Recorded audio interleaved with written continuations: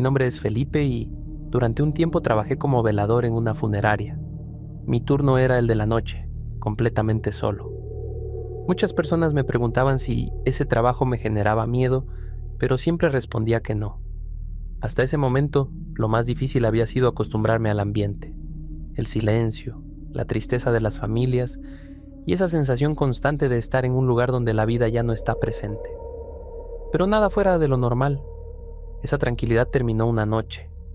Me encontraba en la sala de monitoreo, revisando las cámaras de seguridad mientras tomaba café.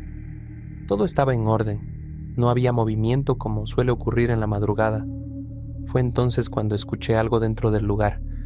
Al principio pensé que podía ser algún ruido común, quizá un eco o algo que se hubiera caído, pero al prestar más atención me di cuenta de que no era eso. Eran lamentos. No se escuchaban con claridad al inicio, pero estaban ahí. Provenían de distintos puntos, como si se desplazaran por los pasillos. Me levanté de la silla y salí a revisar. Caminé despacio, intentando ubicar de dónde venían exactamente, pero mientras avanzaba, el sonido cambiaba de dirección. A veces parecía cercano, otras veces lejano. Regresé a revisar las cámaras, todo seguía igual, ninguna señal de que alguien estuviera dentro. Eso fue lo que más me desconcertó. Si había alguien, debía aparecer en algún punto de las grabaciones. Decidí salir una vez más. Esta vez avancé más hacia el fondo, hacia las salas donde se encontraban los cuerpos que llegarían a ser velados al día siguiente. Los lamentos eran más claros en esa zona. Ya no había duda de que no era un solo sonido. Eran varias voces, entrecortadas, sin palabras definidas. Mientras trataba de entender lo que ocurría, el teléfono sonó de repente. El ruido fue tan inesperado que me hizo volver de inmediato a la sala de monitoreo. Contesté. Una mujer hablaba del otro lado, visiblemente alterada. Preguntaba qué estaba pasando en la funeraria, por qué alguien la había llamado a esa hora. Le expliqué que era el guardia de turno, que no había hecho ninguna llamada y que no había nadie más en el lugar. Ella insistió. Dijo que la llamada provenía de ese número, que al contestar solo escuchó lamentos, como si alguien estuviera sufriendo, y luego la comunicación se cortó. Mientras intentaba explicarle que debía tratarse de un error, su tono cambió. Comenzó a llorar. Entre lo que decía, alcanzó a mencionar que sus nietos estaban en la funeraria. 2 jóvenes que habían llegado esa misma noche y que serían velados al día siguiente. Aseguraba que esos lamentos eran de ellos. No supe qué decir. Me quedé en silencio, escuchándola, sin poder encontrar una respuesta que tuviera sentido. Ella siguió llorando unos segundos más y luego la llamada terminó. Me quedé inmóvil, mirando el teléfono. El silencio regresó. Los lamentos ya no se escuchaban. Durante el resto de la noche no volví a salir de la sala de monitoreo. Revisé las cámaras constantemente, esperando encontrar algo que explicara lo que había ocurrido, pero no apareció nada fuera de lo normal. Todo permanecía igual, como si nada hubiera pasado.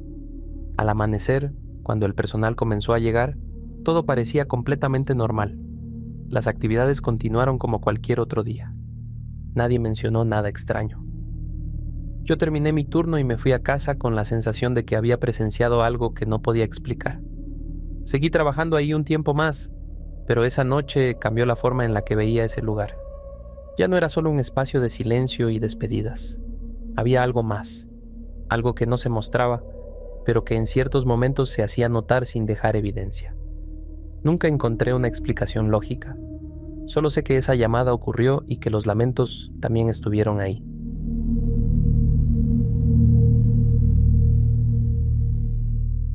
Buenas noches, me llamo Héctor y hace algunos años trabajé como conserje en una funeraria. No fue fácil adaptarme al inicio. Estar rodeado constantemente de personas fallecidas y familias en duelo genera un ambiente pesado. Con el tiempo aprendí a mantener la mente enfocada en el trabajo, sin involucrarme emocionalmente más de lo necesario. Una noche llegó el cuerpo de una niña de aproximadamente 5 años. Lo supe porque me pidieron ayudar a cargar un ataúd pequeño hasta la sala donde preparaban a los difuntos. Fue un momento difícil. Yo también tenía una hija de esa edad y no pude evitar pensar en ella, aunque traté de mantener la compostura. Esa misma noche me quedé a realizar la limpieza general. Solo estábamos la mujer encargada de preparar los cuerpos y yo. Ya eran cerca de las 11, así que quería terminar rápido para regresar a casa. Comencé por los baños.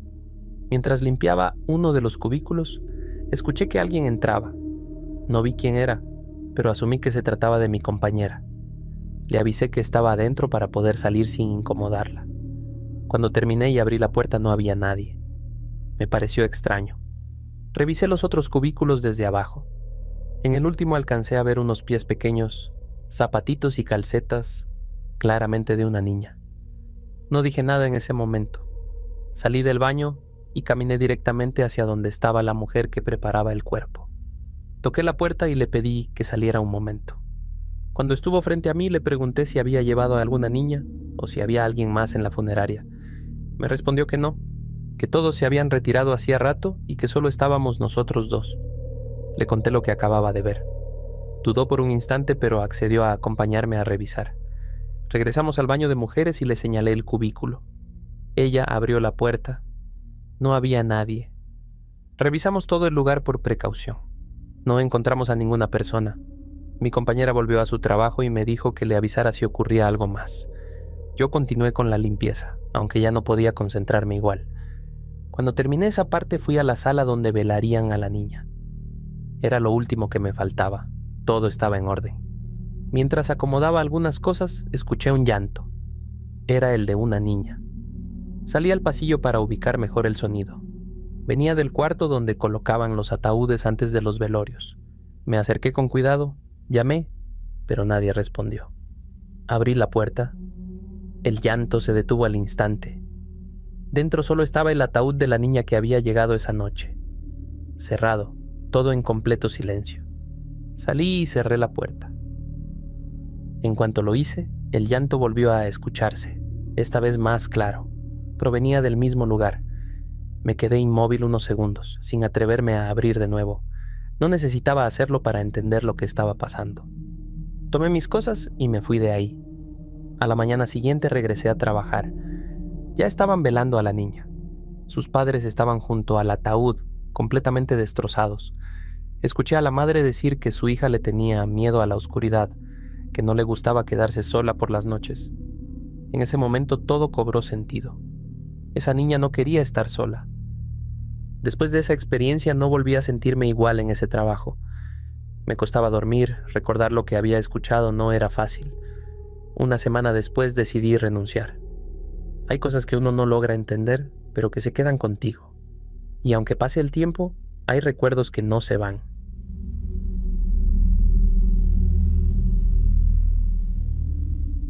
Mi nombre es Jorge y trabajo como tanatopraxista. Mi labor consiste en preparar los cuerpos para que sus familiares puedan despedirse de ellos en condiciones dignas. Es un trabajo que requiere técnica, precisión y sobre todo fortaleza mental.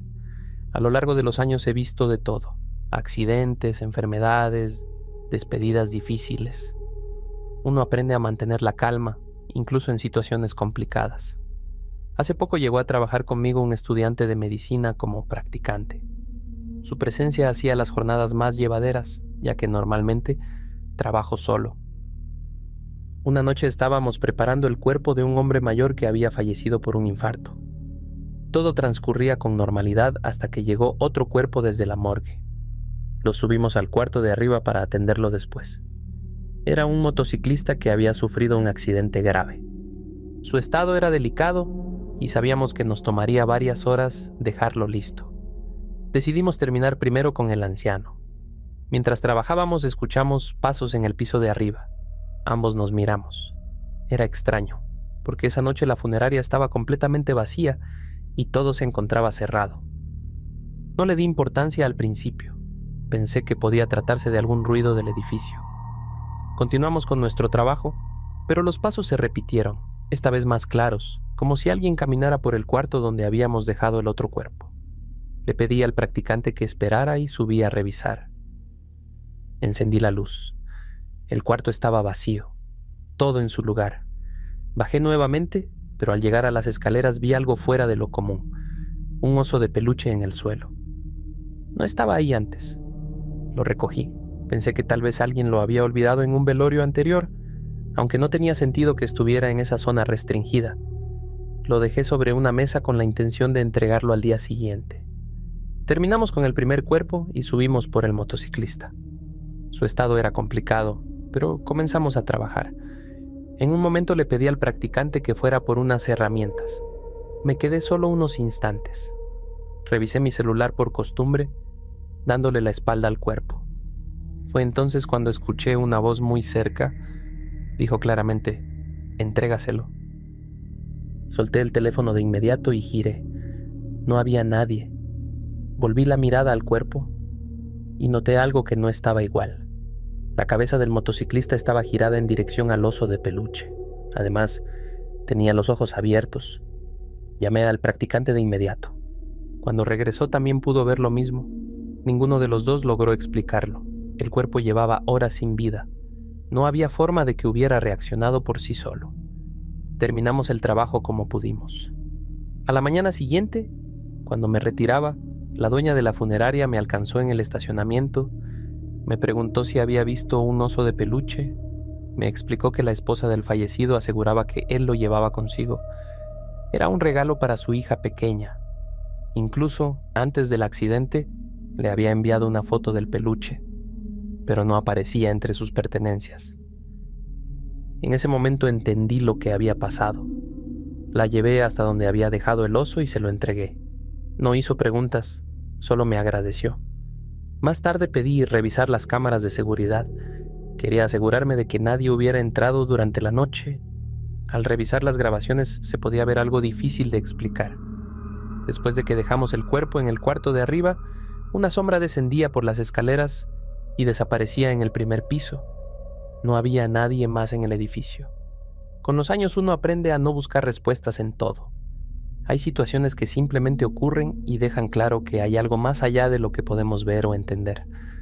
Esa noche no se me olvida, no por miedo, sino por lo que implicaba. Alguien que, incluso después de todo, solo quería cumplir una última intención.